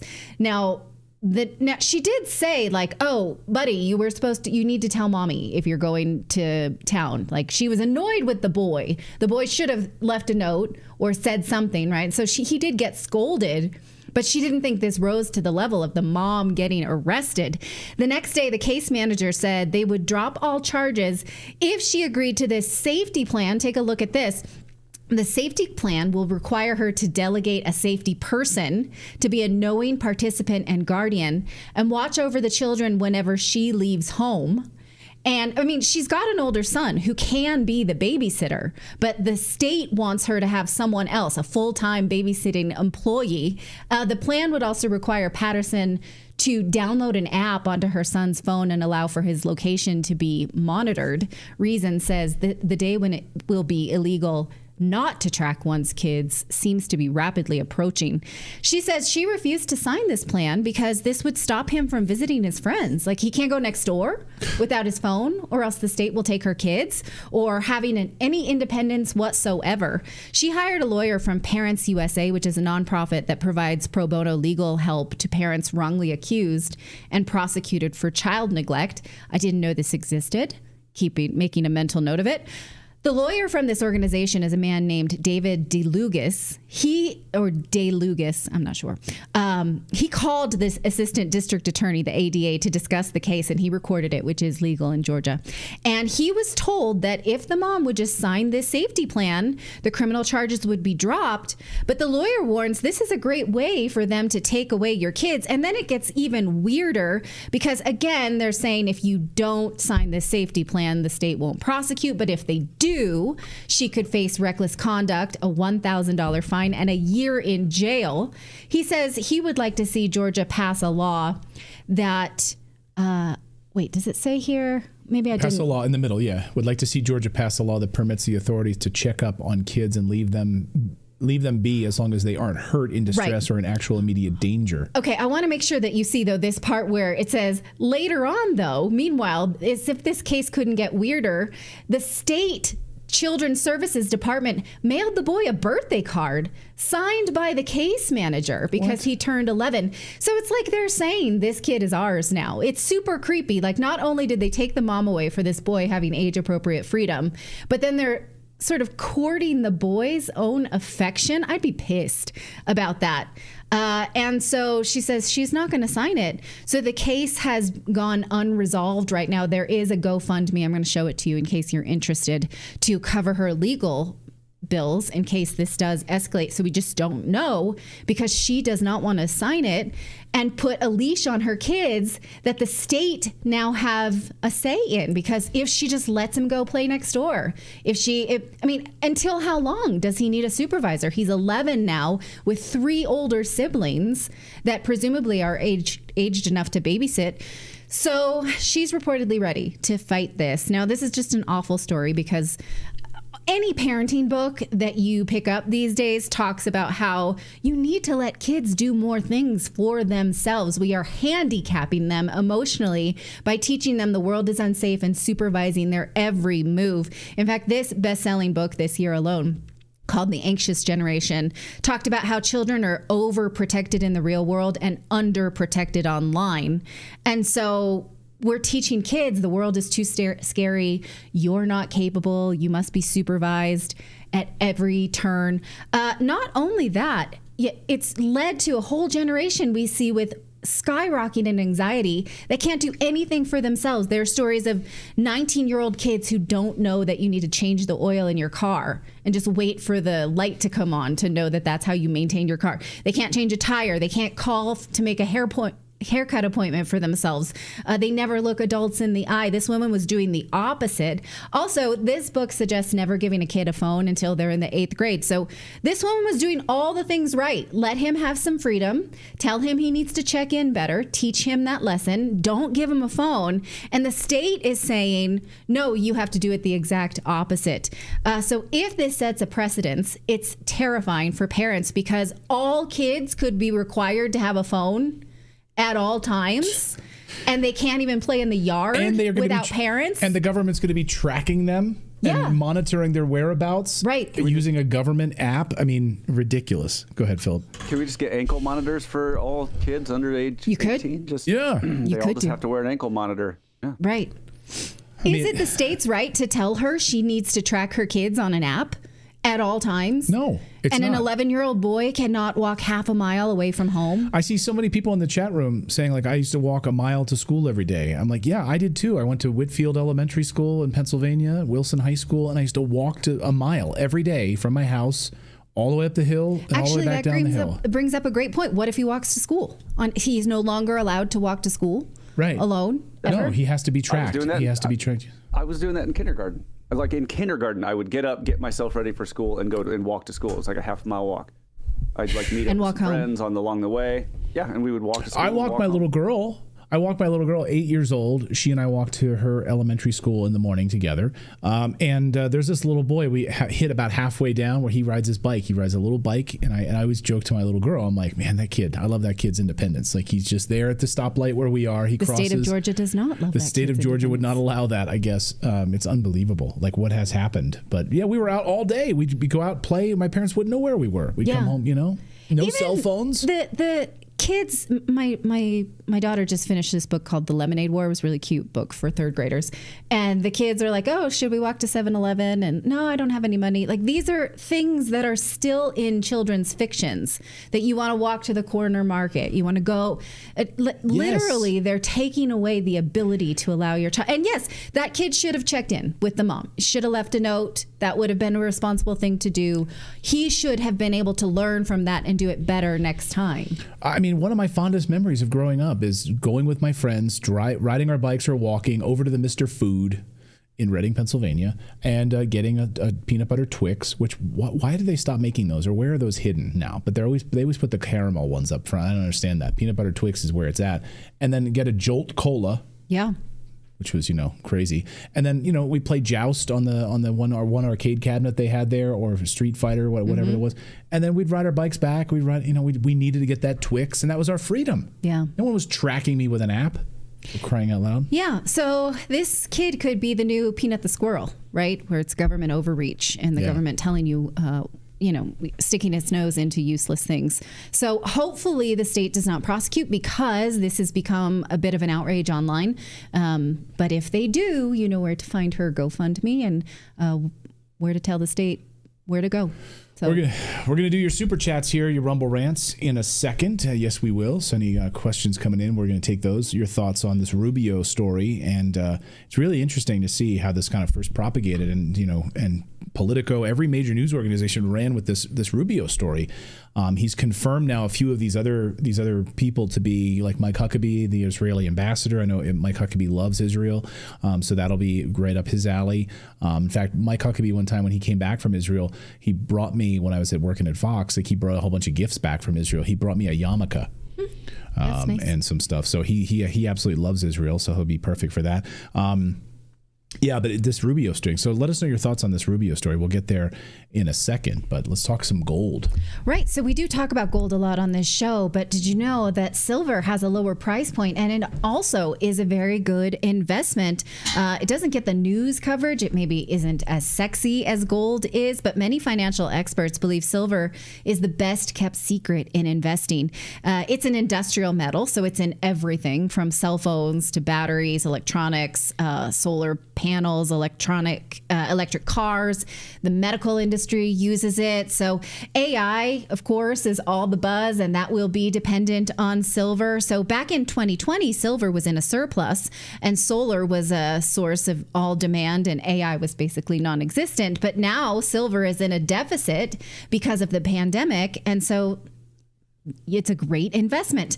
And in the words of Rich Dad, Poor Dad author Robert Kiyosaki, everyone can afford to own some silver. So you can look into owning some silver for yourself. You can start with just a little bit for a low price point. Our friends over at Lear Capital will teach you this. You can head on over to LearRedacted.com, or better yet, just pick up the phone and ask them some questions, because they can give you personalized advice into what type of metals you can invest in, what are the different classifications, what kind of asset you want to own it in, whether it's in an IRA or your personal name, whether you want to keep it in your house or somewhere else. There are so many options to choose from, and they're really great at giving personal advice for metals investing. So you can call them at 1-800-613-3557 or head on over to LearRedacted.com. All right, we'll take your super chats now. Thank you so much. And let's start with some Rumble rants, if you would, if we have any on Rumble. Great to see all of you Rumblers over there. We're almost hitting close to 550,000 followers we just hit recently. So thanks to all of our Rumble supporters on a free speech platform that is Rumble. Thank you guys to the 20,000 of you watching us live over there right now. Thank you guys. All right, we got one from Let's Get Randy. Trump appointing Rubio makes room for Laura Trump to take his place. Then when Rubio can't help himself from being disloyal, he gets fired and swamp count is -1. Okay, well, possibly. Although Trump did say he wasn't bringing family members in this time. So yeah. That is a positive. No Jared Kushner. Yeah. Spangler WG. It looks computer generated, kind of like the NASA photos. I don't know what he's talking about there, but okay. Glock 40-239 redacted should be our press secretaries.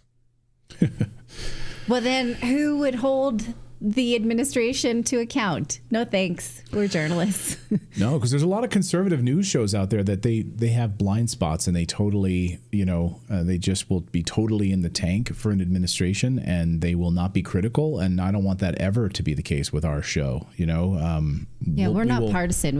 We're not going to join an administration. No, we will praise Trump when he does great, and we will be critical of him when he does something stupid. That's what we'll do on this show. But we're not going to spread propaganda. Go ahead.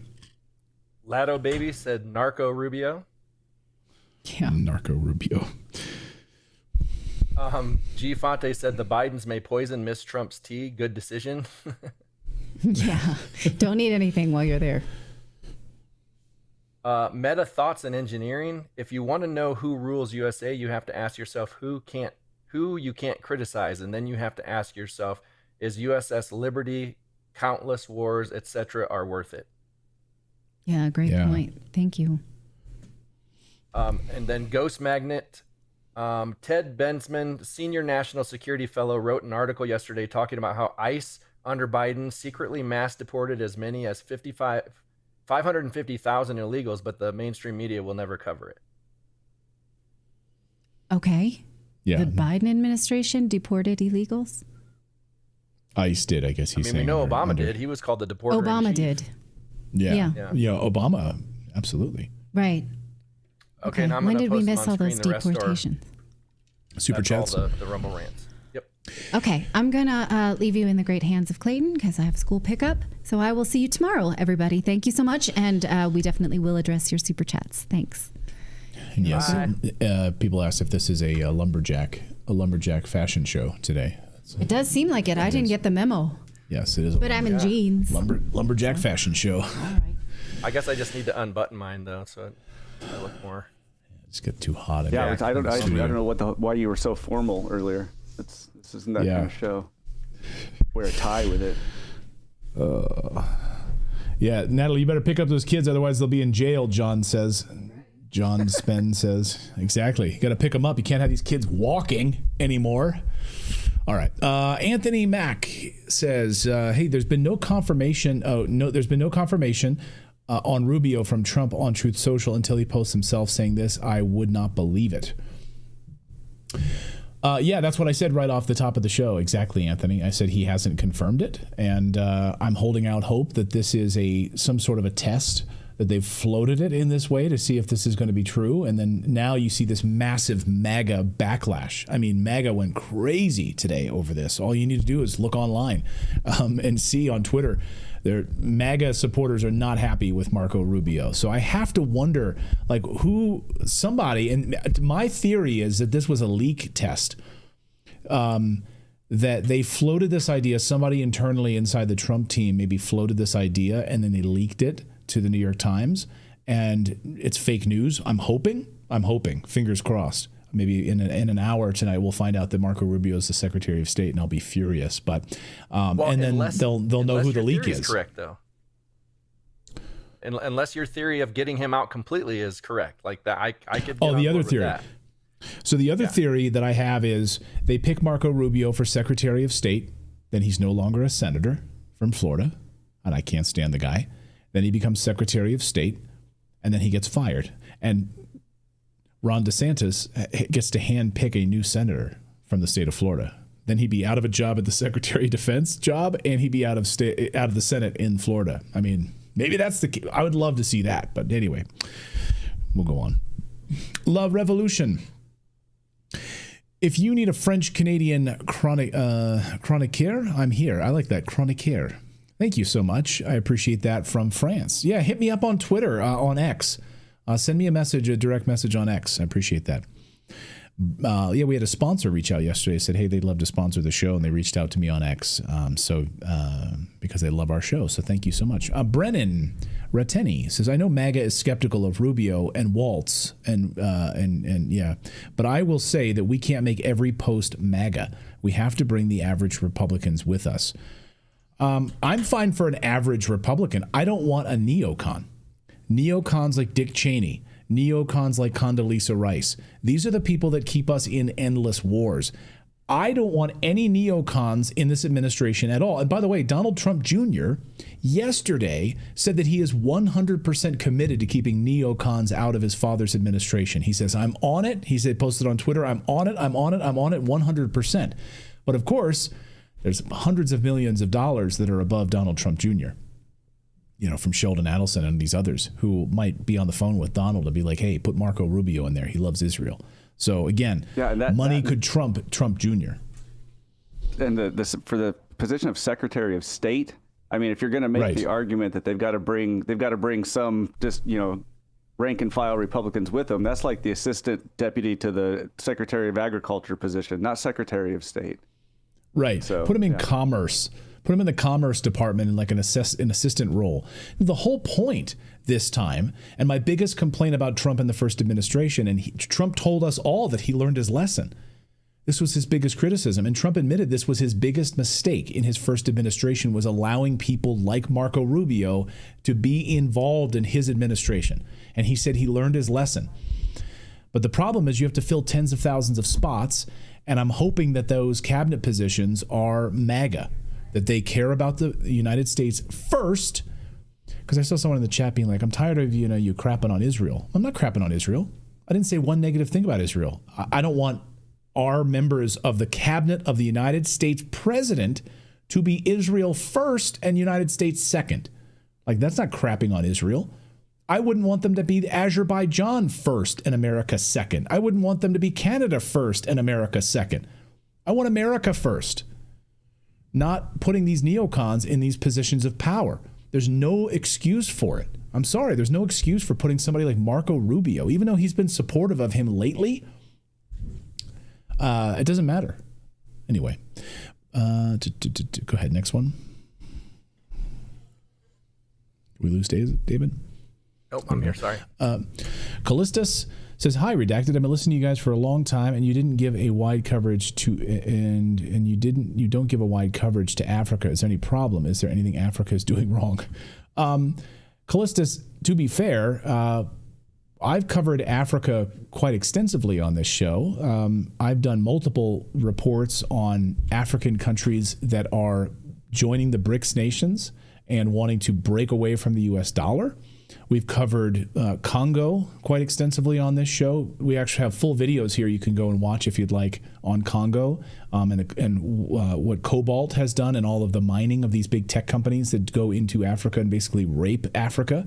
We've covered it. We've covered Ethiopia quite extensively. We've covered the Tigray conflict in Ethiopia quite extensively. We've covered how Russia and the United States are literally sending troops are inside of Africa right now, in the Wagner Group in Africa. What else have we covered? We've covered a lot in Africa, but we only have about an hour show, so we can't cover every region of the world all of the time, but we try to cover the big stories that I think are worthwhile to our audience. August says, Rubio is a bloodthirsty animal. John DeLeo says, digital ID and CBDCs making authoritarianism great again. Yeah, and that last story that we talked about with the kids being able to walk to school. Exactly. Just plain fed up. Thank you for your super chat. My daughter and I have been curious about how quiet the left has been. It all made sense after yesterday's show. Now I'm worried even more. Well, yeah, because yesterday on the show we covered the deep state plan, and what their plan is to not allow Trump to take the presidency on January 20th, and they'll not certify the election if they can in the House of Representatives. So they're like I said, they're going to do everything they can. We'll see if Trump can prevail, but who knows? Who knows? These deep state forces are very strong. After all, they assassinated JFK. Anchor Howell. Corruption is like candy. Voting just gives you another flavor. I'm glad you guys are critical of everyone. Please never change. And remember the USS Liberty when they talk about our allies. Everyone should read the book on the USS Liberty. Okay, let me hold on before I'm going to pull it up here, Philip, in a second. I read this book this summer, and it is excellent, called... I highly encourage all of you guys to read this book if you want to understand. What happened. Read Blood in the Water: How the United States and Israel Conspired to Ambush the USS Liberty. I've heard from USS Liberty veterans, and in fact, we're gonna have a USS Liberty veteran here on the show very soon. But yes, the CIA and Israel collaborated to destroy the USS Liberty, kill American sailors, all to get us into a war with Egypt. They were cannon fodder. They were literally meant to be killed, all of them. There was not meant to be a survivor of the USS Liberty. So when you want to talk about allies, yeah, Israel's our greatest ally. Yeah, sure. Okay. Wink, wink, nudge, nudge. Sure. Just have them read this book, and then come back and have a conversation with me about it. If you haven't read this book and you want to be critical, and you want to be critical of that, I highly, well, first of all, yeah, just read the book. Read the book. There's plenty of books on it, but this was a great one by Joan Mellon. Roll Corver. Unbelievable to see so-called adults at the mainstream media behaving like children. Is that shocking? That's unbelievable to you? That's why they're being fired. That's why CNN and MSNBC are laying off a whole bunch of people, as reported this afternoon. Prayers for Alex Jones. Auction tomorrow. Hope someone like Musk gets the studio. Please. Or P.S. Alex Jones for press secretary. Yeah, wouldn't you love to see Alex Jones as press secretary? Oh my God. He would not tolerate BS. It would be interesting to see that. It really would. So tomorrow InfoWars is, I think it's part of the bankruptcy settlement. So InfoWars tomorrow closes down officially. So gone for InfoWars, which is unbelievable. I mean, it's just crazy what they did to him. But go ahead, David. I was just going to say, I saw somebody yesterday make a video hoping that Theo Vaughn would become press secretary, which I don't know if you know who he is. He's a comedian. Oh, yeah. That would be hilarious. That's the comedian that had Trump on talking about sobriety and all of that. And yeah, that was a really good interview, by the way. He's hilarious. Yeah. Derek says, Waltz confirmed on Trump's Truth Social. Yes, so he will be his national security advisor, and Mike Huckabee as ambassador to Israel. Yes, those are confirmed. We talked about those earlier. M says, homework. Read the book State of Terror by Thomas Suarez. Thank you both. Thank you, M. I'm going to look up that book right now. We are big book readers in this family. And by the way, Natalie and I are both on Goodreads. We have a Goodreads account. And so we try to track like our book reads for the year. My goal this year, I'm a little bit behind, given the election craziness. So my goal for the year was to read 55 books this year. So I'm like 5 books behind my pace right now. I'm not happy about it. It really bothers me. So I got to catch up. But yeah, follow us on Goodreads over there, and we kind of post the books we're reading and stuff. So I'm reading End the Fed right now by Ron Paul. It's such a great book, and Natalie just finished it this weekend. So great book if you're looking for a book recommendation. But what was it called again? Nation of Terror? Is that what it was called? Nation of Terror? Nation of Terror. I don't have it in front of me anymore. Okay. I'll have to look it up again. Okay. I'll have to try to find it again. Sorry. It went in one. Nation of Terror? I'll have to look for it. Sorry. Dylan says, Mike Huckabee is a reptilian, just like Obama. Is he now?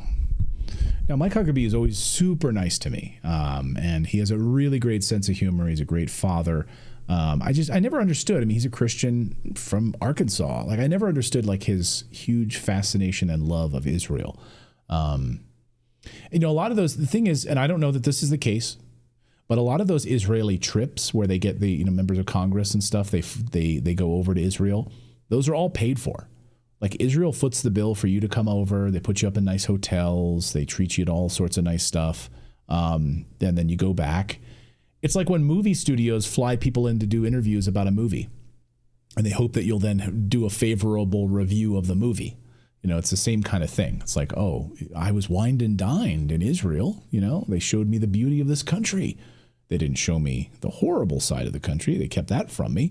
But I had amazing wine. I got, amazing tour. It was beautiful. So I don't know that that's the case, but that's what a lot of these people do, just so you understand how it works. Mr. Ridge Runner says, y'all voted for Trump instead of complaining. Trust the man we voted for. Y'all voted for Trump instead of complaining. Just trust the man we voted for. Okay. I'm a trusting person, so that's where I tend to lean. I'm a glass half full kind of person. I'm a trusting person until I get burned. That's just how I operate. So I'm trusting, but I know that these bloodsuckers, I want them away from Trump. I don't want them near him. And I know that that's the problem right now. Even Candace Owens just warned this afternoon on Alex Jones' show that she's concerned that these deep state swamp rats are circling around Trump. And that was Douglas McGregor's biggest complaint, Colonel McGregor, who served under Trump, that Trump needs to keep those people away, out of, and a lot of the times they're kind of hidden. And that's the problem. You're surrounded by these people and they're all like calling you. They're like vampires. Marco Rubio looks like a vampire. We already have one. He was in there already once, and so we already have that to look back to. I mean, we're hopeful, but to say trust. I mean, what we're doing is, this is the most critical time because he's establishing the base of the entire thing. So the base, the foundation, is the most important part. So we need to all be critical of him now, so that he hears us and doesn't make these dumb decisions. That's what our job is to do. Exactly. Yeah, exactly. We have a track record. Trump admitted this was his biggest mistake in his first administration. So here we go again. Are you about to make that same mistake? We hope not. Flip says, hey, Clayton, I can't DM on X without a subscribe. Really? I think you can DM me. My DMs are open. Breaking news. I think my my DMs are open, so you should be able to hit me up there, Flip. I think I'll check it, but Paul, what's so bad about Rubio? Just asking, not agreeing or disagreeing. I just don't know how much about the guy. By the way, I love Redacted. Thank you, Paul. I don't want to rehash it all. At the very beginning of today's show, you can rewatch the beginning of today's show where I did a deep dive on what's the problem with Rubio. And he's a deep state swamp rat, and he's a warmonger who wants to drag us into wars with Russia, with China, with Iran. And he takes a lot of money from Israel. AIPAC has given him millions of dollars. So that's the problem with Marco Rubio. Okay. Thank you, Paul. Thank you, Paul. T. Richmond, Zionism is totally incompatible with MAGA. They will always be Israel first, no matter what. Thank you, T. Richmond. Adina Moran says, didn't know you grew up in my area, Berks County. I did. I was born in Philadelphia and I was born in Philly, downtown Philly, and then we were in Cherry Hill, New Jersey. So I was there till about 6 years old in Cherry Hill, New Jersey, and then we moved to Reading, Pennsylvania when I was about 6 or 7, and grew up in Berks County. My first on-air broadcasting job was at Y102 FM, the Mike and Dave morning show, Y102 FM, Dave Stein, and and went to Wilson High School. All right. Thank you, Edina. That's it. Yeah, it was so crazy to see Reading, Pennsylvania as the eyes of the world were on Reading, Pennsylvania this election. Like I said yesterday on the show, I was talking to a buddy of mine who grew up there, and he said, yeah, wasn't it weird to see Reading, Pennsylvania on the TV all the time? Because Trump did his final rally in Reading. He did a rally there a week before that. Tucker did his big event with Alex Jones was in Reading, Pennsylvania. Like everyone was talking about Reading. I'm like, this is so weird. It's my hometown. It's a weird thing to see it on the TV. And it's because of the Latino population, huge Puerto Rican population. So many of them voted for Trump. They're just absolutely fed up with everything right now. So anyway, it's fascinating. And Terry with a $5 super chat. Trump will have his pound of flesh. Trump will have his pound of flesh. Thank you guys, everyone, for subscribing and being a part of our show here at Redacted. We really appreciate it. We are live every day at 4 p.m. Eastern time. If you're tuning in late, you can always just click on the rewatch button. Once this stream is done, you can just go back and scrub right back to the beginning of the show. We have a 15-minute countdown timer that we put on the very beginning until Philip trims that off. But we do that so everyone can kind of gather up and hang out before the live show. But we're live every day at 4 p.m. sharp Eastern time. So much love to all of you guys. Have a great night. We'll see you back here tomorrow on your Wednesday. What kind of crazy news will there be tomorrow? We have a UFO hearing tomorrow. Nancy Grace just tweeting about that a few minutes ago. Big UFO hearing in Congress tomorrow. And a big Jones meeting auction. Of Alex Jones auction tomorrow. And also the House of Representatives. Leadership battle right now in the House of Representatives. So that's going to be interesting. I'm sorry, that's not the House of Representatives, in the Senate side tomorrow. That's going to be very fascinating to see. So, yeah, a lot of craziness this week. All right, guys, have a great night. We'll see you back here tomorrow.